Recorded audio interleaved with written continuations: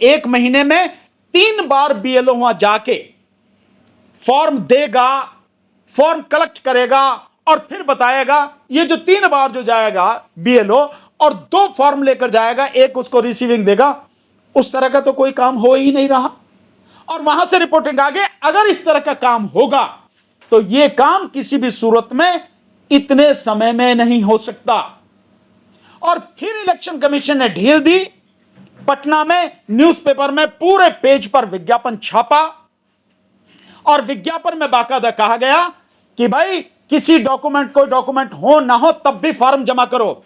और अब हकीकत जो आ रही है, जो अजीत अंजुम साहब और पूरे जो दैनिक भास्कर के साथी इन्होंने जो दिखाई है, उसमें तो यह स्थिति आ रही है कि वो जा भी नहीं रहे कहीं, बीएलओ वहीं बैठ के फॉर्म भर रहे हैं, सिग्नेचर भी अपने आप कर रहे हैं। तो किसी मतदाता के पास क्या सबूत है? क्या यह मतदाता के साथ द्रोह नहीं है? क्या यह मतदाता के साथ गद्दारी नहीं है? क्या यह देशद्रोह नहीं है जो सब कुछ किया जा रहा है? और केवल इतना ही नहीं, जो सारी चीजें आपके सामने एक एक करके आ रही हैं, जो पत्रकार सच्चाई दिखा रहा है उसके खिलाफ एफआईआर कराई जा रही है। मतलब यह स्थिति। और जो वीडियो बोल गया, जो बीएलओ बोल गया, उसको नौकरी से निकाल दिया गया, उसके खिलाफ एफआईआर करा दी गई। और संसद में कानून मंत्रालय ने जानकारी दी कि जो हमारी वोटर लिस्ट है, उस वोटर लिस्ट में, देश की पूरी वोटर लिस्ट में कहीं भी 2016 में, 2017 में और 2019 में कोई विदेशी वोटर नहीं पाया गया, विदेशी व्यक्ति वोटर नहीं पाया गया। केवल 2017 में 3 विदेशी लोगों के वोटर लिस्ट में नाम पाए गए, एक पश्चिम बंगाल में, एक गुजरात में और एक संभवतः तेलंगाना में। शायद ये 3 जगह वो 3 पाए गए। ये संसद में जानकारी है, इसे सरकार की जानकारी है, इलेक्शन कमीशन की जानकारी है। अब कहां से आ गए? ये सब कुछ इसलिए बनाया जा रहा, प्लांट किया जा रहा है ताकि जो बेईमानी करनी है, जिन लोगों के नाम काटने हैं, विदेशी कह के उनके नाम काट दो, रोहिंग्या के नाम पर, नेपाली के नाम पर, बांग्लादेशी के नाम पर। और जो तुम्हें अपनी फर्जी वोट में बढ़ानी है उनको तुम बढ़ा लो, बीजेपी उनको बढ़ा लो। आज की तारीख में राजा नहीं बनता इस देश में। हाँ, मुख्यमंत्री तो उसको राजा क्यों कह रहे हो? अभी तो लोकतंत्र मरा तो नहीं है पूरी तरह से, हालांकि मारने की कोशिश की जा रही है, पर है तो सही ना अभी। तो जब तक मर नहीं जाए पूरी तरह से तब तक तो रहने दो यार। अभी जो मुख्यमंत्री या जो भी कुछ बनेगा या जो भी सरकार बनेगी, अभी तो वोट के माध्यम से ही होगा।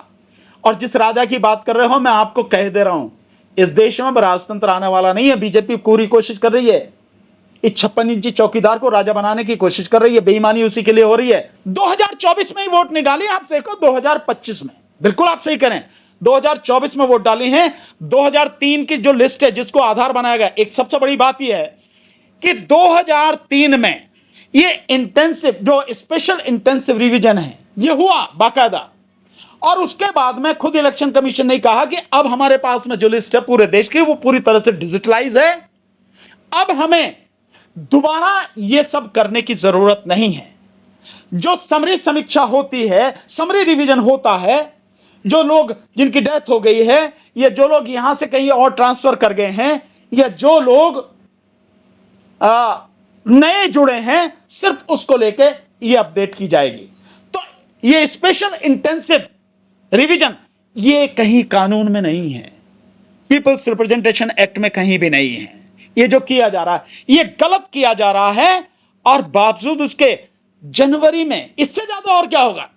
जनवरी में कौन था? ये ज्ञानेश कुमार ही तो था नहीं उसके साथ में, राजीव कुमार के साथ में तो ये बैठा था ना, इसकी आंखों के सामने हुआ, ये भी सब उसके लिए जिम्मेदार है। तो काहे को करवाया जनवरी में?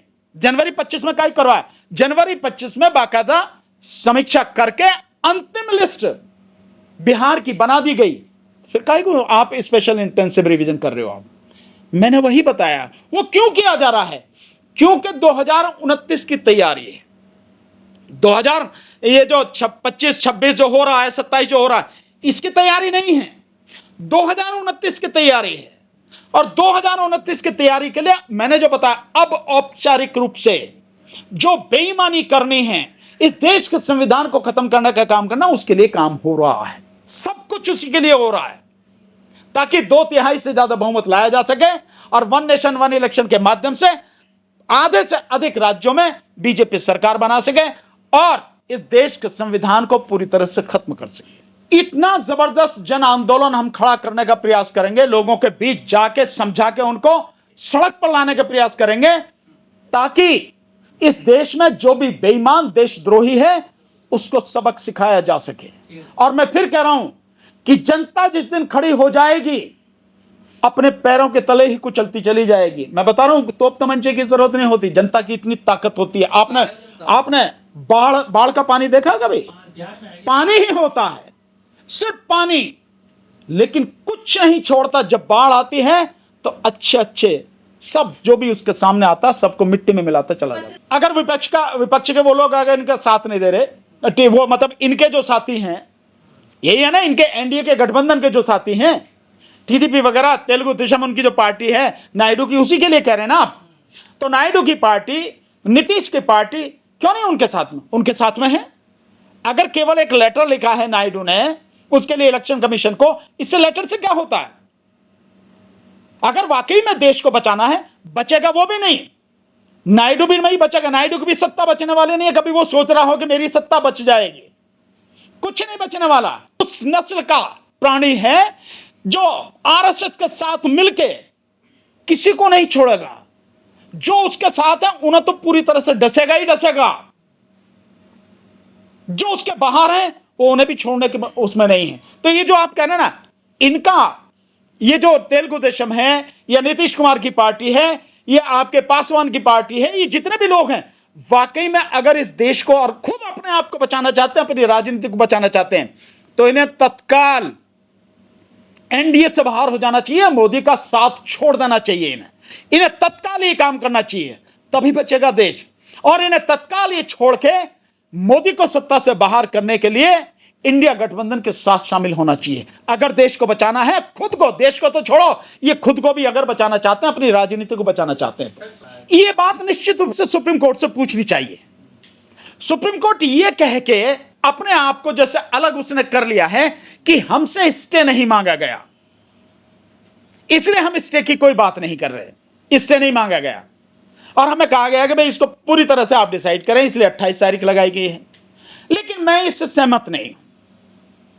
हम कुछ भी कह रहे हो, वकील कुछ भी कह रहे हो, जब सुप्रीम कोर्ट के सम्मानित जज ये बात कह रहे हैं कि भाई जो 11 दस्तावेज हैं, इन 11 दस्तावेजों से आज तुम मेरे से मांगोगे तो मैं नहीं दे सकता तुम्हें।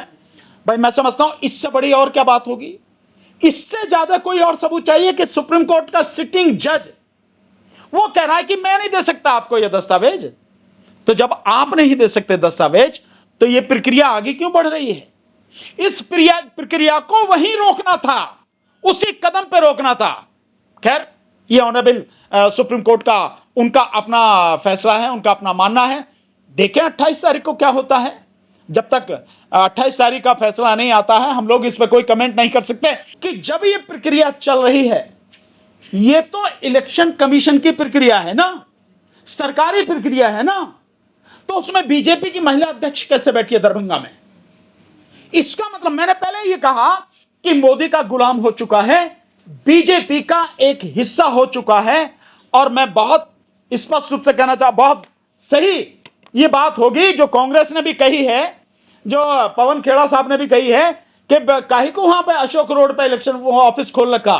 अबे बीजेपी के कार्यालय में, दीनदयाल उपाध्याय मार्ग में, वहीं जाके एक कमरा ले ले, सब कुछ वहीं से होना है। बिल्कुल सही। यही बात ये सिद्ध कर रही है। कौन कहना मुझे डर लग रहा?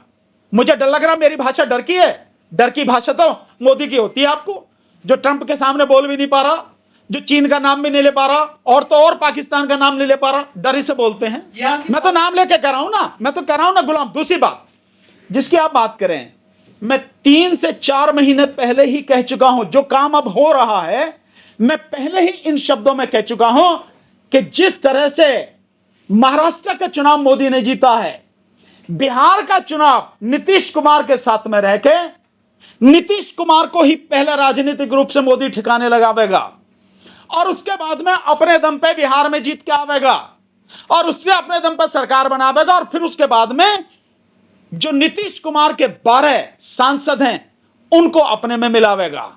मैं तो बहुत पहले ही कह चुका हूं ये बात, लोग अब कह रहे हैं ये बात आप समझ रहे हैं, ये सारी की सारी मैं पहले ही कह चुका हूं। और महाराष्ट्र की बात में तो और भी मजेदार बात, मतलब उतनी वोटें युवा उतने जितने जो है उससे जितने हैं सरकारी हिसाब के हिसाब उससे ज्यादा वोटें हैं महाराष्ट्र में। यही तो आया आंकड़ा राहुल गांधी ने जो दिया। सो ये स्थिति हो रही है। लेकिन बिहार में तो रोहिंग्या और बांग्लादेश के कुछ विदेशी वोटर आ गए ऐसा कह रहे हैं। आपने देखा बयान कैसे आ रहे हैं? कौन किसके बयान है? जो बात वो कह मीडिया में मीडिया कौन है? वो गुलाम मीडिया। अभी तक एक सबूत इस बात का नहीं मिला कि जो वोटर लिस्ट है उसमें एक भी रोहिंग्या है, बांग्लादेशी है या एक भी नेपाली है।